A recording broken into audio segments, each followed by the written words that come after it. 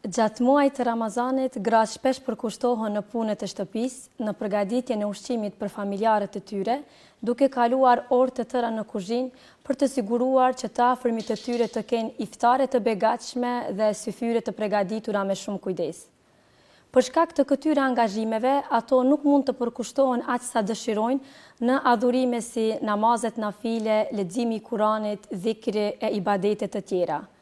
Megjithatë, Islami është fe e drejtësisë dhe mëshirës, ku çdo sakrificë e cila bëhet me një të pastër dhe për hir të Allahut është një formë adhurimi në vetvete. Padyshim që gratë kanë hise në hadithin e pejgamberit alayhis salam ku thotë: kush jep iftar një agjëruesi, do ta ketë shpërblimin e tij pa ju paksuar shpërblimi agjëruesit.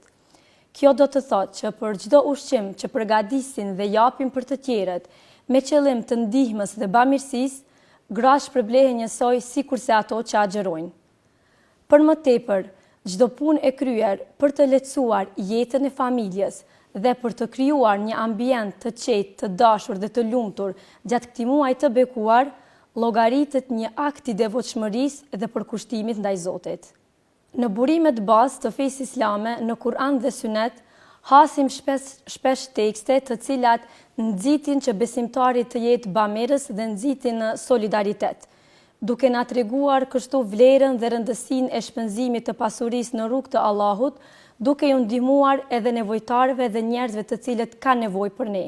Fakti që në shpalljen e Allahut përmenden dhe trajton tematika të tilla, na mjafton si motivim dhe si bazë e fuqisë që ne të kalitim një shpirt solidar. Thënë më saktësisht, Allahu obligon që muslimani të jetë bamirës dhe të jetë solidar, duke ndihmuar edhe të tjerëve në rast se ata kanë nevojë për ne.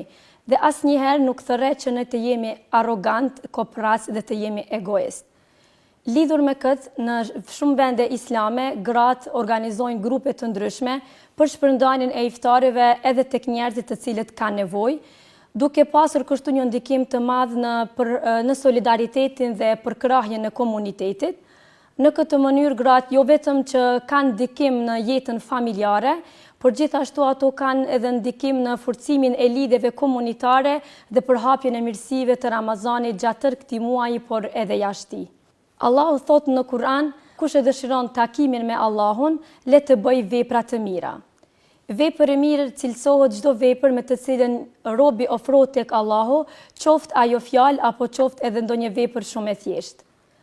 Në Islam nuk ka ndarje të rrept mes adhurimeve dhe veprave të mira, por çdo përpjekje dhe çdo mund, çdo sakrificë e cila bëhet çdo herë me qëllim të pastër dhe për hir të Allahut, do të shpërblehet tek Allahu fuqiplot.